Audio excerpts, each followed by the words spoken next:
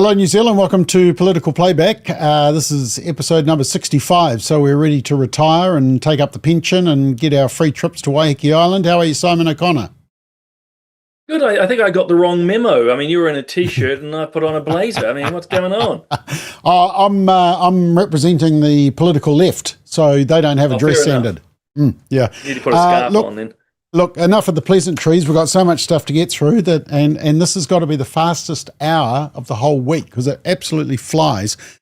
If you are watching, and I know you are because you can hear me now, if you'd like to comment, come through the Facebook page Family First or on YouTube, and then we'll see your comments, and we may even put them up on screen.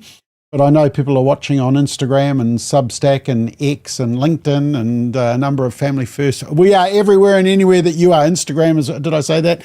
So, yeah.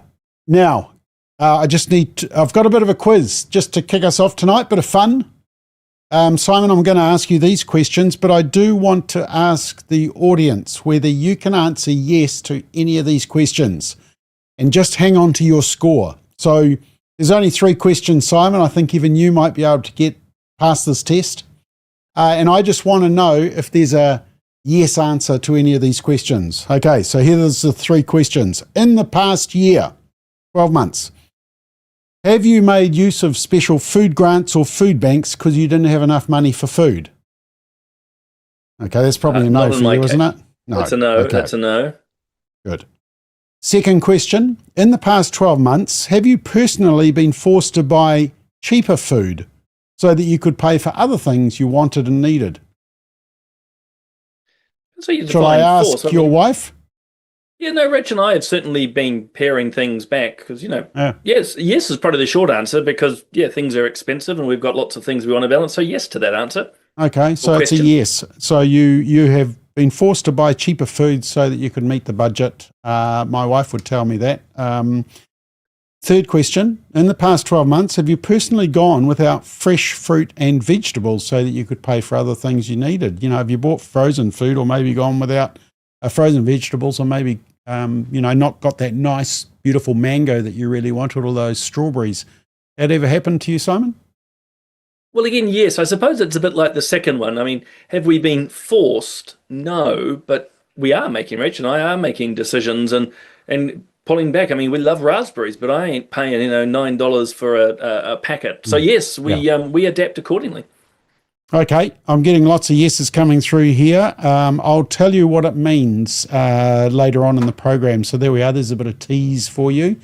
Also, before we get into our first topic, I just want to introduce you to one of the Greens candidates. Actually, you just sent me through the updated list, which apparently is it's all the white cis males have been pushed down the list, I see. So that's a bit of a stir, isn't it? The Greens have pushed down Steve Abel, Scott Willis and Mike Davison, all dudes. Well, if the Greens can define what a dude is, all dudes and all white. So that's actually probably pretty good.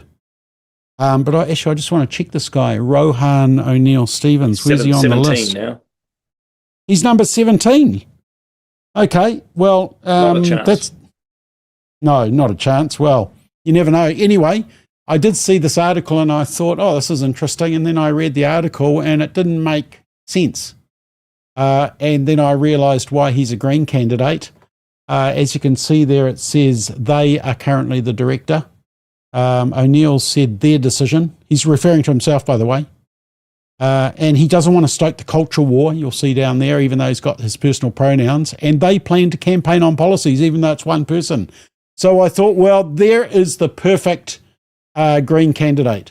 So, it's just amazing that Radio New Zealand print this and just do it, it doesn't make sense. But anyway, they do it. So, they just continue to indulge the fantasies. As we bang on about a lot too. It's part of the reason, amongst others, why trust in the media collapses. Yep. Okay, let's check out the latest polls because we haven't spoken since the recent ones came out and you went on Straight Talk on Monday. So just a quick analysis. So basically the media went ballistic because that red line is above the blue line up the top there. So Labor are above National. But of course, what really matters, and I think this is what Duncan Garner was getting at that we spoke at last week, is that it's the centre-right parties, which is New Zealand First, ACT, National, versus the interesting left, Labour, Greens, Te Pāti Māori. And if you look at that, the red is the left and the blue is the right. And the left-wing parties have gone above in the last poll. Now, just before you comment on this, because the media actually absolutely went ballistic on this, and oh boy, you know, Luxon was completely out. In fact, I saw this one. This was on. So the Post. I think the Wellington Dominion Post are actually campaigning, and I've actually heard on the grapevine that there is a campaign within Stuff Media to roll Luxon. And I think the evidence, you can see it there. There's just constant story. This was all within a 12-hour period. And then there was Luxon under fire. Majority of voters want national leader out. Well, the fact of the matter is it wasn't the majority of national voters. National voters actually 2-1 support Luxon, but they didn't tell you that. Matthew Hooton says his leadership is now a problem for the whole country. Although last September he said Luxon's days are numbered. That's a lot of numbers since 5th of September and now. So that's why you take Matthew Hooton with zero credibility. And someone else who was having a go is Janet Wilson. Voters have rejected Luxon, but National have decided we're stuck with him. Well, have they rejected him? Because One News, their most recent poll said this. So what you see is a variation on the polls. It's a neck and neck. It's a drag race to the finish line, even though we've got another, 9 months of it. What's your take on it all? Look, the overall trend is not encouraging, I'd have to say. And to underline what you said, it's only one poll. The Courier poll by the Taxpayer Union is interesting, but it is only one poll. But there is a bit of a trajectory here that basically, well, I like what you just said, Bob. It's a drag race between the centre-left and the centre-right. But the fact that the media will leap with such gusto into this particular poll because it's damaging to National and to Luxon does show you, I think, a bias. And look, I think it's what we've seen before in politics. When media sense blood in the water, or they feel they can add to it, they can actually stir the pot, to mix my metaphors, they will get in there, boots and all. And that's what they're doing. And really just, in a sense, trying to create the news in this way, which is why you had all these opinion writers just giving their thoughts. As you say, I see Andrea Vance there and others all opining, in some ways hoping. And I think it's for two reasons. One is it creates news for them. There's nothing quite like a Prime Minister being rolled, if that were to have been the case, that you get weeks of headlines and things you can write about. The second is they know that it'll be very damaging to the centre-right, regardless of who would have taken over if, let's stress the word, if there had been a change, and there hasn't, that damages the centre-right. And I think the likes of Stuff would enjoy that. And this is just from one newspaper. So all these articles I'm showing you, these 5, and then this report, which misrepresents the data, because the fact of the, as I keep saying to people, it's stupid asking a Green voter or a Labour voter who should be the leader of National, because they're not voting for National, and so they're not acting in their best interests. If you asked me who should be the leader of the Greens, I would tell you Marama and Chloe, even though I would never vote for them, because I think they are the worst thing for the Greens, and it'll lose them votes. If they get someone sensible like James Shaw back again, that would help the Greens. So this is the part that really annoys me about the polling, and Janet Wilson as well. Just before you respond to that, Janet Wilson, of course, and Matthew Hooton, weren't they the ones who held Todd Muller's hand through probably one of the most disastrous periods in National, which completely decimated National and gave Jacinda a majority vote in 2020? I mean, they're the last people who should be commenting on political strategy. So definitely Matthew Hooton. So he was effectively part of the Muller coup. People might remember he was actually writing hit pieces into the Herald without declaring his relationship. And to be fair on the Herald, actually, once they found out, they stopped him writing. So he was actively using his opinion pieces to undermine bridges. And lo and behold, after the coup, he was given a nice plum role in Muller's team. And then, of course, was it 53 days later, it all blew up. Janet Wilson's slightly different. She was brought on when Judith Collins became the leader. And actually, Janet's well-respected, not necessarily on her opinions per se, but is one of the go-tos for media training around New Zealand, actually. And so I think, I can't speak for Judith or that administration, but I suspect they wanted her experience in there. But interesting. Okay, I just find it disingenuous that they say, look, if you've spoken to one friend, it's a comment, it's the basis of the story, and yet if you dig into the data, what it finds is that of national voters, 2 in 3 want Luxon as the leader, and the next in line is Chris Bishop, who's on 18. I just, I'm not supporting, as people know, I'm not the biggest fan of the Prime Minister, but I want the media to tell the truth. Yeah. Well, we can live in optimism, Bob, and I admire yours. Look, there's the last thing I'd say with articles like this, they normally don't come out of completely nowhere. We have touched on the media's own bias, by and large, mainstream media. But it's highly likely that there's an MP or two from National leaking, stirring, briefing, the friend, the source. And now what motivates that can be everything from vindication to ambition. Who knows? But it's certainly something I saw in my 12 years, particularly the ambitious MPs in any party are always stirring in some way, giving little, as I say, tidbits to journalists or opinion writers just to keep stirring. But as we've said a couple of times, and you've articulated it well, the likes of Stuff and the Post are gleefully pursuing these stories and misrepresenting often the data.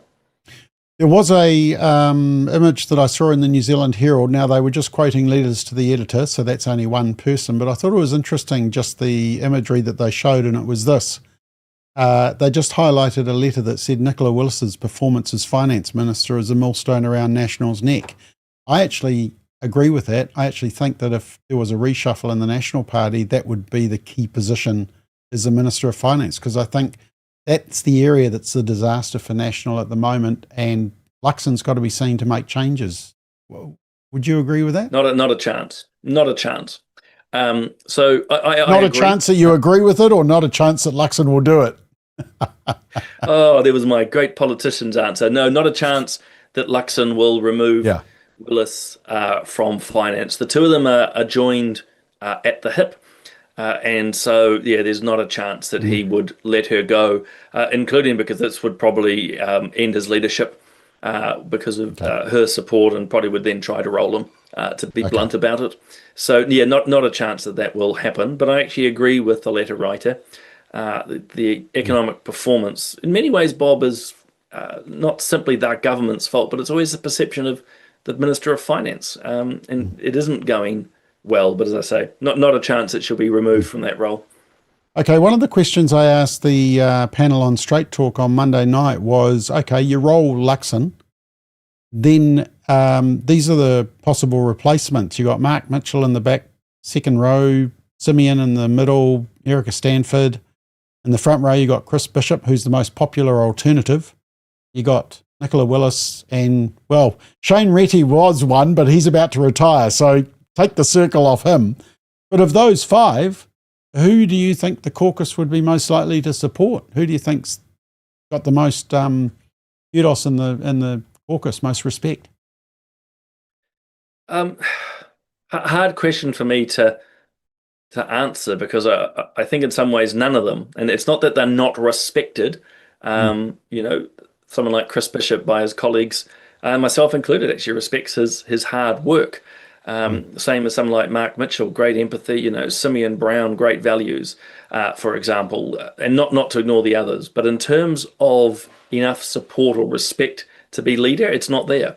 And to put it really simply, if one of them or even a couple of them did have that respect, if they were seen as actually viable leaders, they would be the leader now. Luxon would have been rolled last year. But it's one of the key reasons it hasn't happened. Okay, I think that was all we were going to do around the polling. Right, let's move on. Now, just a reminder of those questions, audience. I had 3 questions, and I just want to know that you can say yes to any of them. Have you personally made use of special food grants or food banks? Yes or no? In the past 12 months, have you been forced to buy cheaper food so you can pay for other stuff? Yes or no? And in the past 12 months, have you gone without fresh fruit and vegetables because you've got to pay for other stuff? Just keep in mind if you have a yes to any of those 3, and we will come back to it. All right, let's have a look at the COVID inquiry. Obviously, that was the big news. I saw Annie O'Brien, who we both know. She works with is she with the Free Speech Union? Is that correct? She's one of the board members or advisors of the Free Speech Union. I think she's basically a campaigner. She's a professional campaigner and helps various groups around the country. Okay, she does a very good Substack, and she just did a little comparison of the media coverage during COVID. And so this was the one rack of coverage, and you've got, social media in the spotlight after misinformation, doctors spreading misinformation, confronting the deluge of conspiracies, far-right element at the convoy. And then she showed the alternative media coverage, and it was in awe of New Zealand, how world media reacted to New Zealand. We eliminated COVID-19. Masterclass, empathy in a crisis. And the bedtime fail of Jacinda's late night video, and Hipkins strikes again, drops cheeky gag at COVID presser. It was really quite the contrast to see those, 2 bits of media coverage beside each other. So was it any surprise that when the COVID report came out this week, some in the media said, well, everyone's moved on and, what are you talking about? So look, before we go into just a little bit of detail on a couple of issues, especially around the teenage vaccines, and also around rapid antigen tests, which was a big campaign from us. Just what's your overall take now that you've had a couple of days to digest the COVID report? What's your thoughts on it? Disappointed is my probably word for it. I'd hoped for more in 2 ways, Bob, that the report would cover more things. It doesn't. So, for example, it doesn't talk about adverse events or how the vaccine was efficacious or not. In other words, did it work or not? It doesn't actually address any of that. The second thing I had hoped it would do is that people, particularly those who feel upset, angry, hurt both morally and physically through the COVID years, that they would hear their voices within the report, and that in itself might begin, stress that word begin, to help people move on. But I don't think the report does, actually. I think it misses those voices, barely touches on some of the experiences you and I have been talking, say, around the churches and what happened there. The report barely touches on it. And so I don't think the report is actually going to help people move forward. I think actually looking at some of the commentary in the last 2 days, it's made people even angrier because of what it promised to be, and it has not turned out to be that way. Okay, well, let's just cover a couple of things in detail. And the first thing is, well, of course, just before the report came out, suddenly we had our 9th COVID wave, even though we have 2 every week. But we're all supposed to panic. So that was interesting.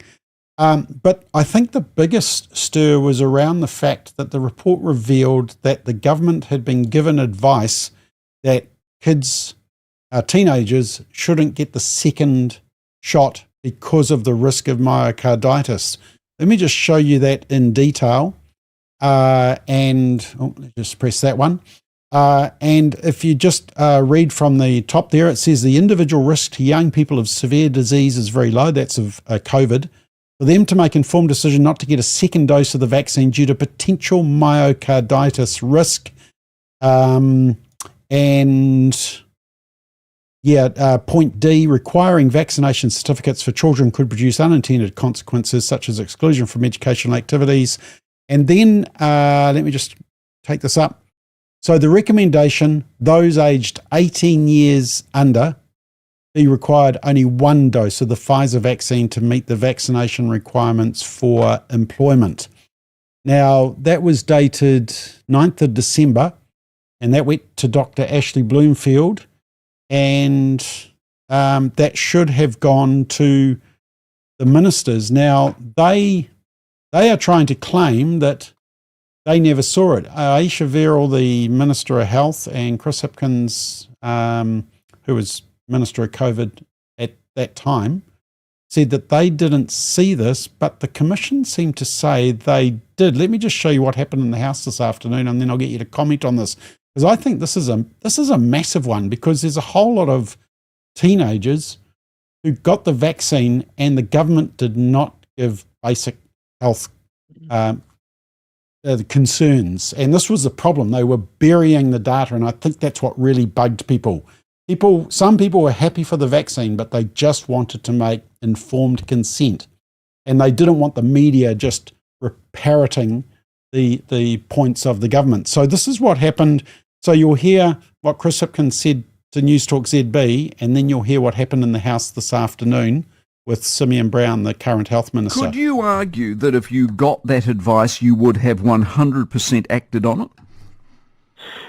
Well, of course, I don't know, but reading it now, yes, it raises concerns that I certainly would have had some very, serious conversations with.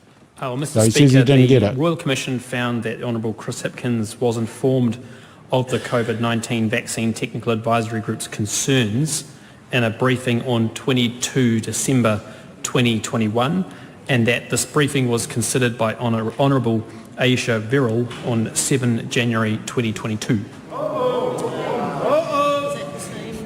Did the inquiry find that ministers were aware of the Technical Advisory Group's concerns about the risks of double dosing under 18-year-olds? Mr. Speaker, the Royal Commission found that the briefing received by Honourable Chris Hipkins on 22 December 2021, which raised concerns from the COVID-19 Vaccine Technical Advisory Group, was considered by Honourable Aisha Verrall on 7 January 2022.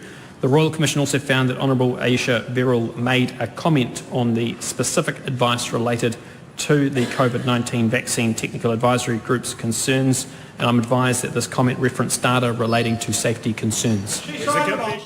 Okay, so just taking into account, there's the date of this advice, beginning of December, 9th of December. So how damning is this, Simon? Because it sort of seems to me that important evidence about the effect of the COVID vaccine on teenagers was either ignored or was deliberately suppressed. Well, they ignored it is what I think happened. They ignored the warning from experts and went ahead with double dosing young people, those under 18. And as someone else pointed out to me recently too, actually, just because you turn 18 isn't like a magical tipping point either. But yeah, they went ahead and forced a 2 vaccination mandate on young people, and particularly would affect young men because myocarditis is more prevalent in young men, and there's a growing body of evidence now of those harms developing and the links back to the vaccine. So the government's responsible for that. Chris Hipkins, Aisha Verrall's responsible for that. I think that was the same summer that they actually rolled out a very big 2-dose campaign. So they did know, and they chose to ignore it. And again, it's around children. So it is damning. But as I'm sure you have noted, Bob, the media don't want to really talk about it. There's chatter on the likes of X. Yeah. Now, they're going to try and argue, Hipkins and Verrall, that they didn't get the original piece of advice, which it might be this document here, and I'm happy to be corrected. There's a later one as well. There was the later one as well. But as you can see, this went to Bloomfield. So he's sitting in their office every day, isn't he? Every day.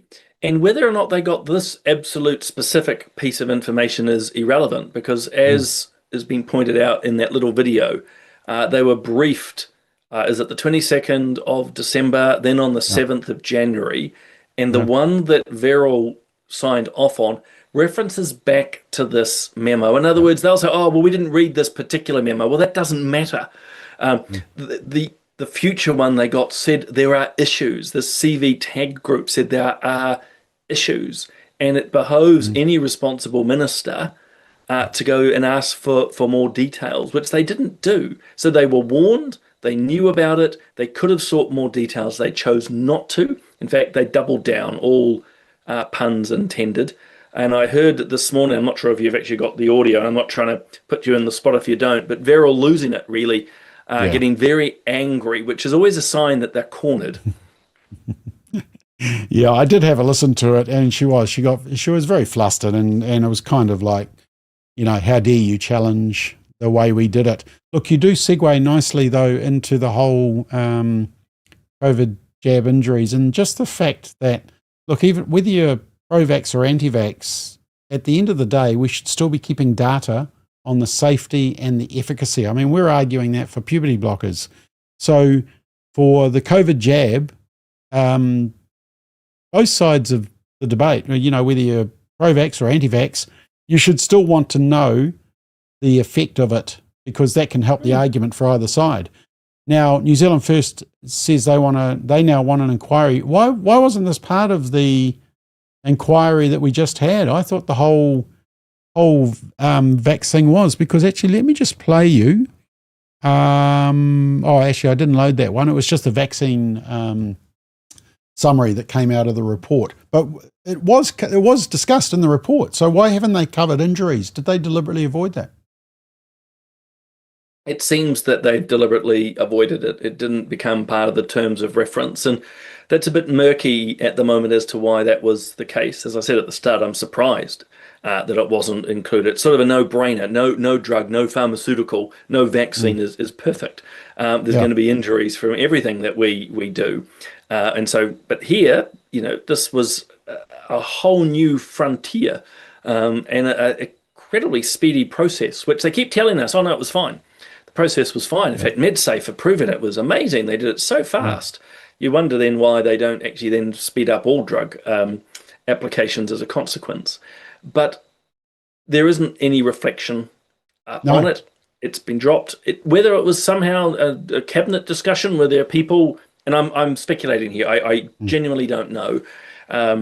There's probably politics at play. Someone around the cabinet table has made the call or the decision to pull it for some reason. So I can sort of appreciate why New Zealand First is now signalling this inquiry. They want to signal to their supporters that they're still on their side on this issue. But I would ask the question if Winston was here to say, well, why didn't you push for it in the phase 2 report?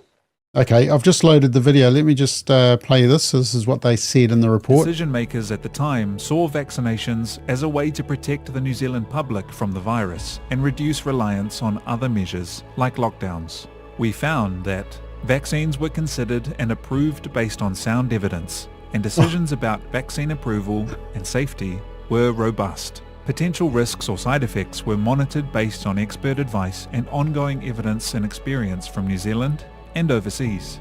Although the government shared information about the risks with the public, they underestimated how much concerns around the safety of the vaccines would grow. I'm sorry, that's completely false, because we've already established in the report, and they've admitted themselves, that there was information that wasn't given to the public and they weren't basing it on latest evidence. That's okay. Blatantly false, including the first sentence that, you know, oh, well, we had to have vaccines to stop the lockdowns. Well, my memory serves me very well on this, as we had lots of lockdowns and lots of vaccinations. And I suppose, too, they're just relying on the experts that told them what they wanted to hear back then. Again, the breadth of information has not been included. So that's a major failure by the Royal Commission. And I think another reason why people are getting very, very upset. And we've just talked about the risks that the CV tag group said about the 2 doses, and yet somehow, they just followed all the best risk and advice to the single source of truth. And that's what it really comes down to, Bob. The government wanted to be the single source of truth, and there was to be no discussion or debate around what they decided. And in many ways, the Royal Commission appears to be siding with that. Well, I still occasionally get emails from one or two people saying, well, where was Family First? Where was your voice during COVID? In fact, we run a massive campaign, presented a massive petition, actually took 110 churches, were part of a judicial review in the High Court, which we sort of were behind, and we're opposing the mandates, and we're promoting the rapid antigen tests, which were completely, they just said, no, we're not going down that track. In fact, the documentation, I think we looked at it, like in Singapore, rapid antigen testing was being used in October 2020, which is the first year. In New Zealand, 3 months after Singapore started using them, the Ministry of Health were actually increasing the law to make it illegal to bring in rats. And they just, in fact, the Commission was told that they could the availability of rapid antigen tests might have enabled more flexibility for mandates, and New Zealand could have relied on the Australian assessments of rapid antigen testing. So we just came up against a complete brick wall. Chris Hipkins was asked about this by Mike Hosking on News Talk ZB. This was his response. He actually admits that we were right. Did you actually make mistakes, like straight up and down, black and white, I got that wrongs?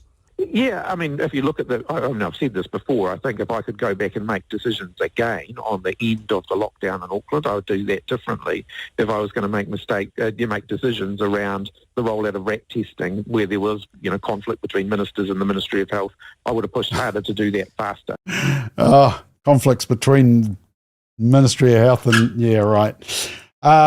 Okay. Anyway. Well, I thought it was great that you ran that campaign at the time. Tests was a no-brainer.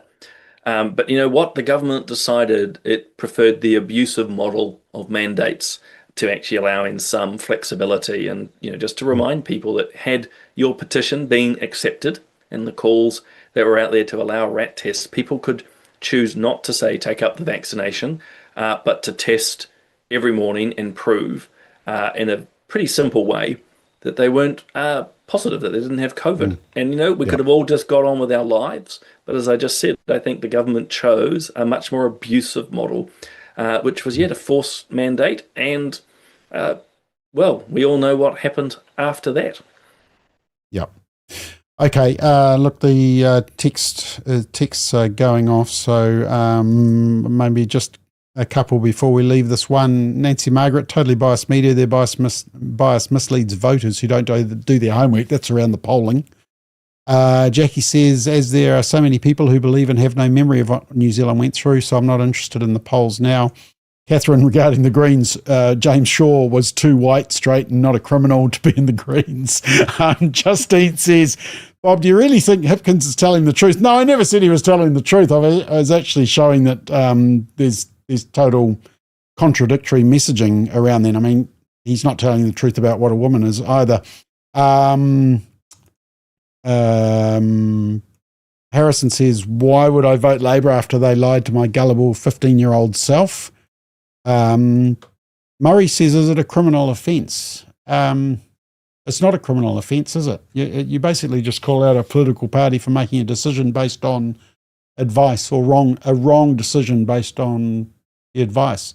It's not a criminal act to suppress evidence or to say we just ignored it or we didn't care about it. Couldn't do anything there, could they? There could be room for some sort of civil case potentially. Look, I'm no lawyer.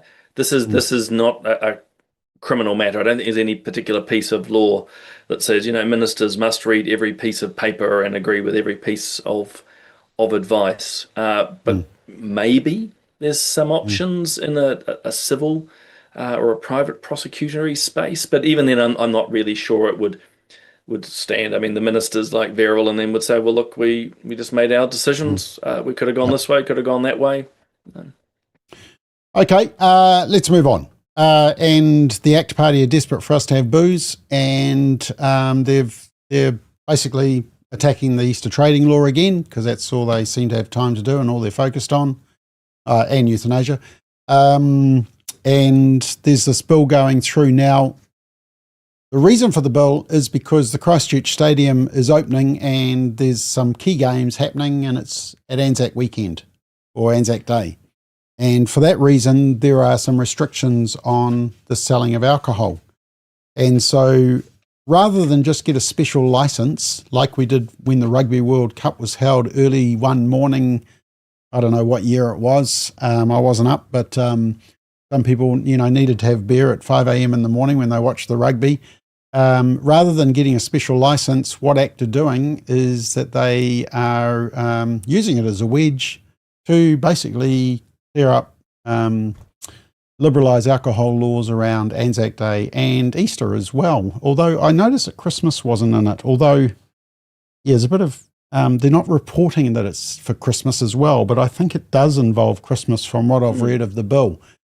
So, look, this is just being used as a wedge to liberalise the whole laws. They're not focusing on the specific problem at hand, which is the opening of the stadium in Christchurch, where they could have got a special licence, but to get the special licence, you've just got to serve food with the alcohol, which to me isn't asking a big thing. In fact, I think it's probably better that people are eating food and not just drinking.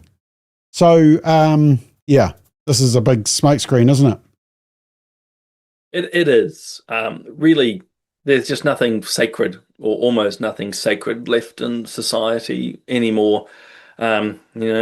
Without getting too philosophical, societies that don't have anything sacred don't really have a culture.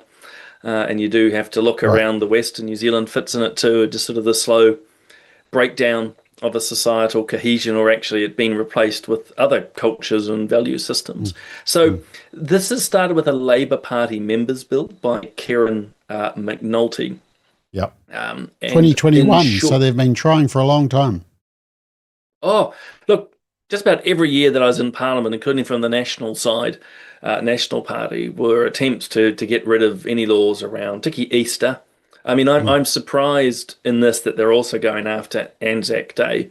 Obviously Easter, Christmas are very important religious festivals to the Christian community. Well, I think they had to go after Anzac Day because that was the day of the opening of the Christchurch Stadium. So, yeah, they're probably feeling a little bit awkward about that as well. I'd say so. I mean, again, and you've rightly identified it, Bob, the whole stadium it's near irrelevant because this law will apply for every year. It's not specific to this year. No. But what McNulty's bill, the Labour conscience, it's a members bill, it's not a government bill, basically said that if you're a restaurant or a cafe, you can sell booze. If you're allowed to sell booze on other days, you're allowed to sell booze on Anzac Day. And what Luxton here has done, not to be confused with Luxon, but Luxton from ACT has said, well, actually, I want to expand it even further. Yeah. Bars and nightclubs, if they normally sell booze, should be allowed to do so on Anzac Day, on Easter. And so, again, it's just this proliferation to alcohol, which I just don't think is necessary in itself. And I think, too, societies need to have some sense of the sacred, whether, again, it's our religious traditions or the nature of Anzac Day. I think it's disrespectful, and perhaps the last comment is it perhaps shows just how dependent we are as a country on booze, that we can't, we can't watch a sports game without a beer, as you mentioned, or we can't have one day without access to it. Oh, exactly. Okay, also not good news was the latest stats that came out on abortion, and the media have gone completely quiet. You probably remember when Roe v. Wade was overturned. I can remember when they went after a national MP for daring to say it was a great day. But they don't want to talk about the latest data, which just continues the increase. So Ken Orr from Right to Life, who's prolific at doing Official Information Act requests, he has got the provisional figures for last year. So the official report doesn't come out till December, and they'll release it 3 days before Christmas. So hoping that everyone is gone on holiday, because they're actually quite embarrassed about abortion. Deep in their conscience, they know that it's wrong and that it's killing the unborn child. So they try and get it out of the conscience by hiding the figures. But here they are, 36% increase in abortions since Jacinda's act of kindness in 2020. 60% increase in late-term abortions. We know that sex selection is happening. We know coercion is happening. And yeah, it's just tragic. Today, on average, 50 children will be aborted in the womb. 2 school classrooms. It's just appalling. Oh, it's horrific, but completely predictable.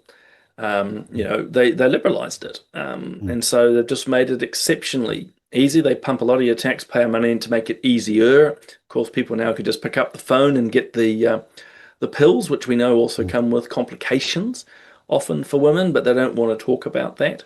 I think you pointed out too, that there have been a 60% rise, and I hope I've got the statistic right, 60% increase in late-term abortions. Yeah. Which, of course, Jacinda and Andrew Little and the rest of the Labour Party said, oh, no, that's not going to happen. Which, of course, it is. So it is tragic. And I thought, and I'm pleased you did break it down to 50 a day, because big numbers like 18,000 can sort of go in one ear and out the other. But yeah, 50 a day, 50 human beings being terminated. And I just think it's just terrible, which is why the March for Life on the weekend was so important for people and those who did turn out to bear witness for those that can't speak. Yep. Okay, speaking of Easter, Dominic says, hopefully Luxon mentions the Christian community during Easter, just like he mentioned the Muslim community for Ramadan. Dominic, you're being a little sarcastic there, aren't you? And Murray says, I struggle to watch Political Playback without a bottle of single malt. We're turning everybody into alcoholics. Yes, exactly. All right. Now, there's been a Labour reshuffle, and so that's where basically people get demoted and promoted. This is what the well, it's hard to see, isn't it? Let me just enlarge that. I'll get you to comment on this, Simon, but there was just a couple of roles that I thought were interesting for Labour. I mean, I sort of think of rearranging the deck chairs on the Titanic when they talk about a reshuffle. But anyway, there's a couple of interesting ones. Carmel Sepuloni, the deputy leader, she just has lightweight portfolios, which some people have said, well, if she's a deputy leader, she should have a grunty portfolio. The second interesting thing is that Willow Jean Prime got demoted, and that's because, remember, when Erica Stanford was the Minister of Education was redoing the curriculum, Willow Jean Prime said, well, I didn't know about it, and yet she'd been invited specifically to see it in advance. And the other one is just the one out the top right there, Vanushi Walters. She was on the select committee for conversion therapy, actually, and she is Minister for, is it Foreign Affairs? So she's going to get eaten alive by Winston, isn't she?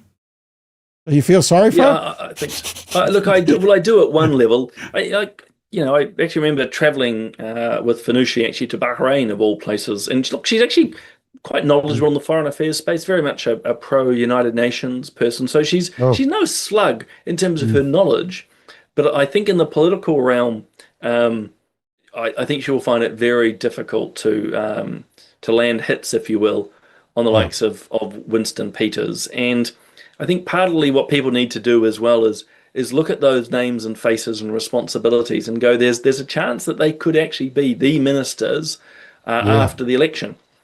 And can we imagine her as our foreign affairs minister travelling the world? Maybe we can, maybe we can't. I think you're right on Carmel Sepuloni, although I suspect they're trying to free her up to go out and just engage the Pacific community. That's my guess there. Look, Willow Jean's definitely being demoted for poor performance. Jeannie Anderson is clearly seen as a bit of a street fighter and someone who gets things done, but there's a risk that she's getting overloaded with portfolios. And that would be my last comment, because this applies to national too. When you think of how many portfolios, I know, Chris Bishop or Simeon Brown holds, it does seem in political parties these days that you can't, because of a lack of talent and depth, spread the load. You have to keep putting more and more on to the capable ones. And very, very strange. But also, last point, of course, why has he done the reshuffle now? Of course, as people will know, it's to deflect from the COVID report. Yes. I was just looking at Minister for Rainbow Issues. It's not Shannon Halbert anymore. It's gone to that new MP, Georgie Danzy, which is the drag queen one. Queen. Yeah. How surprising. Oh, and the other one is old Damien O'Connor, no relation of mine. He's been made Shadow Minister of Defence. And this was a man who... Right in the middle there. Right in the middle. He celebrated the massacres of October 7th. He justified them, the attacks on Israelis. He was reposting X's or tweets that were celebrating and justifying the slaughter. And he's now the Shadow Minister of Defence. I mean, what a shocking endorsement of that vile view. It's sort of like putting Saudi Arabia on the UN Convention for Women or something, in the UN. That has happened, hasn't it?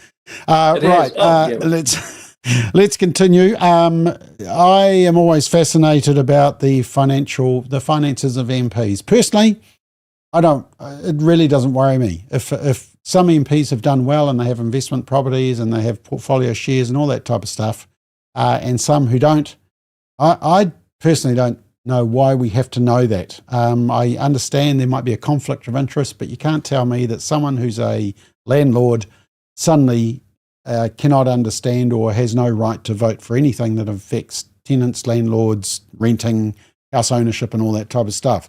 So personally, I think it's over the top, the amount of detail they go into. And I know you've been subject to this type of scrutiny.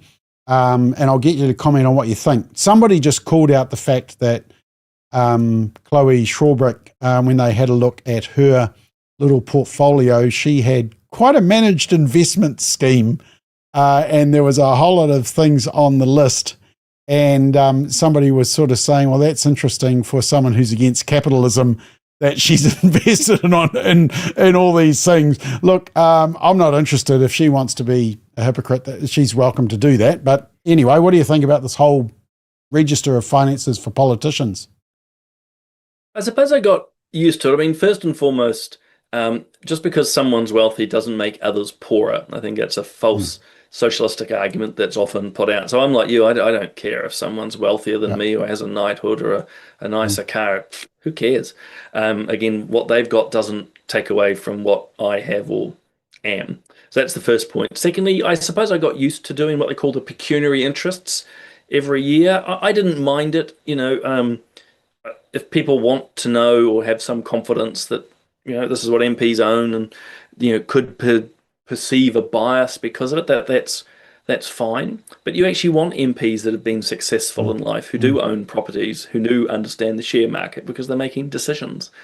And I would stress that I don't think MPs go in to, and maybe this will be controversial to some, but MPs do go in with the best of intentions to try and represent, obviously, the values of their party and the people they represent. They are not going in going, oh, I own properties, therefore I want to change the housing laws.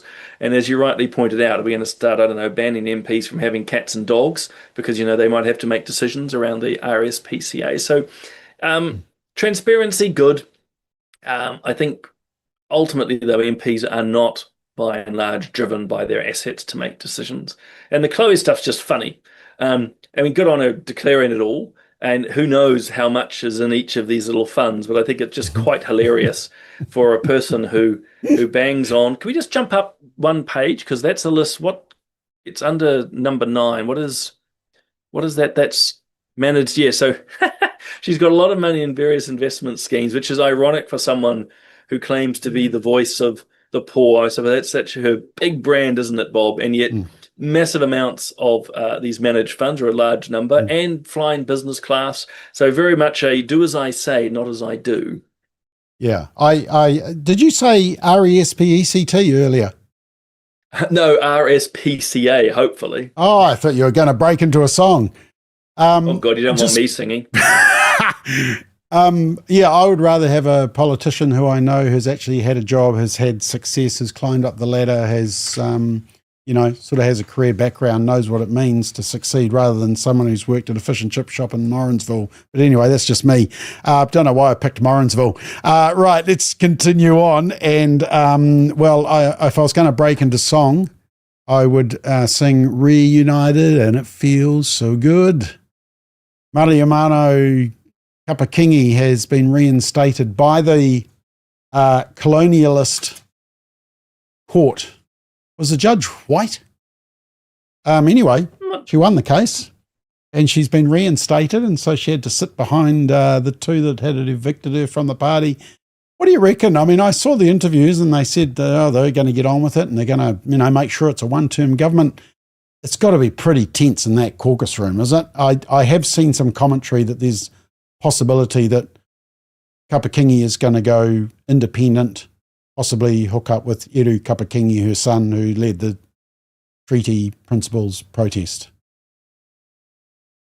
Look, I'd say to be beyond tense in the caucus. I mean, they hate each other.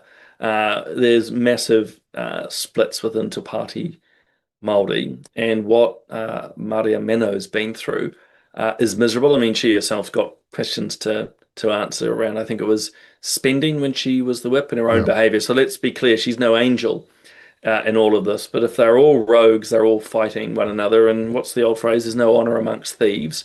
And I think that's part of the dynamic here. So at the moment, they'll be trying to smile and nod their way through it. But this will be utterly, utterly miserable for them. And I must say, I thought it was very ironic. And you mentioned at the start, they make so much of the decolonising of New Zealand and the white man system, and yet here they have gone running off to the colonial courts, which of course they're not. But anyway, they run off to the courts to get their judgment because they couldn't resolve it on the marae. In fact, it got worse. That wonderful video you keep showing of is it Rawari's wife crossing the paipai and threatening Eru Kapakingi. I was just, it's... The centre-right or former centre-right politician in me, Bob, delights in this. But the human of me feels a bit sorry for them. It'd be a miserable political space to be in. Okay, time is flying.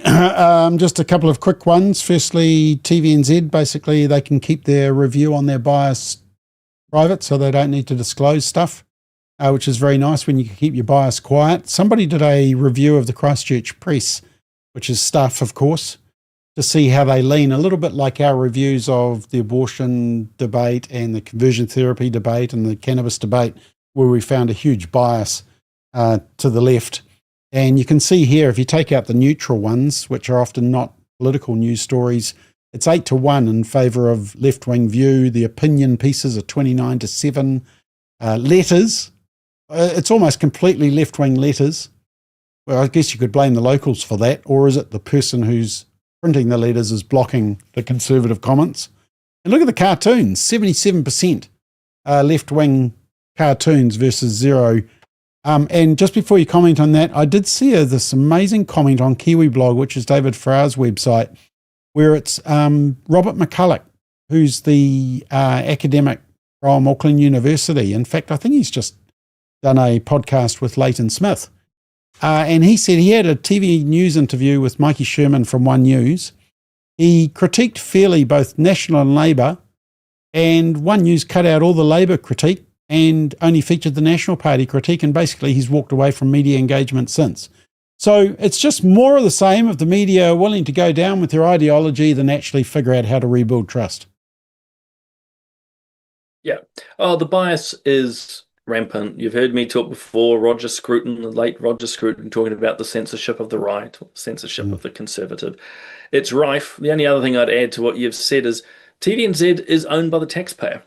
And, it should be held to a higher degree of transparency. Exactly. So we should see this report, because look, the fact that they're hiding it, Bob, shows that they're biased. You don't need any more evidence than that. Okay, I don't want to say I was right, but I'm right. There is support for having an upper house, which is the only way that I think we can get Parliament back on track, because then there is this accountability. So they can't ram through laws like conversion therapy and anti-smacking laws and gay marriage without that extra level of accountability, and they can't ignore referendums. And what they found was, in this poll, it was a plurality, which means 43% want a second chamber versus 22%, about half, not wanting it. But then you've got a big block, 35% are neutral or unsure. So that's why it's not a majority, it's a plurality, but 43 to 22. So there is some support for an upper house. Are you for an upper house or not? No, I'm not, because I don't think New Zealanders actually do want another whole pile of politicians. Yeah, well, you'll end up with another 50. I'll make it up, 50 politicians or 100, whatever you're going to run with. But we could take out the 50 from the lower house. You could transfer it across. But look, I don't think expense is the key argument. I just don't think you're going to get the accountability. I mean, you're not going to get an upper house that somehow is magically conservative. You'll have an upper house that's same as the lower house. The current parliament, it will be a mix. And secondly, on that, look at the US, look at other places. It grinds things down to a halt often. So it's always the tension, I think, between representation and governance. So we want to have either, if you just want governance and getting things done, you probably stick with the current system. If you want it to try and be more representative, have yourself an upper house, but you might find very little gets done. And I've mentioned it before too. I would put good money that if we were to move towards an upper house, it would probably be tribally based. It would be hijacked around some of this treaty discussion. Now, that's a whole can of worms, but I think you'll end up with sort of the equivalent of the Great Council of Chiefs in Fiji and a parliament, and those two don't work well together, as the coups showed. No, I didn't want that one. Koluku says, and I just wanted to put this up for you to check it. This coalition government repealed the Legislative Council Abolition Act 1950 last year. That sound familiar? It doesn't. I'll happily look it up. I don't know why they would need to repeal it. So I'm not familiar with it. I'd have to have a look. Okay, and Derek Kiwi says we already have an upper house as a check and balance. It's called the Governor General. The Governor General is literally a tick.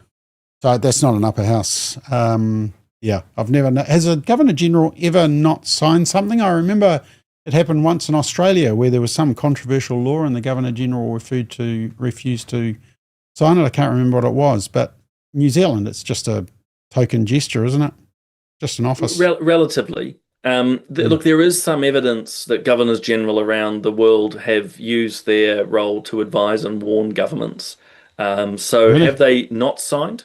That's not happened in New Zealand. Sorry, too many double negatives. Well, I don't want the current Governor General, Cindy Kiro, advising the government. That's for sure. We dealt with her during the anti-smacking law. She was the Children's Commissioner. Appalling. Right. Okay. Look, we're just about out of time. Just back to our quiz.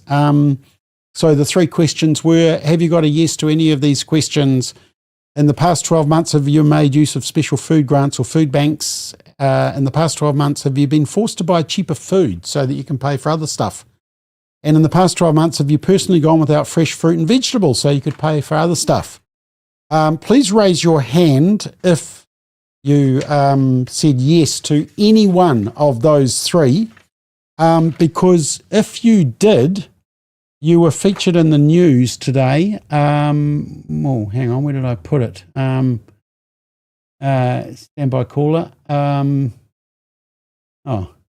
anyway, it's about food security, and there was this article in the paper about food security, and that 1 in 3 New Zealanders are suffering from food insecurity. And I was just interested. Oh, here it is. 1 in 3 households experienced food insecurity in the last year. Now that sounds horrific.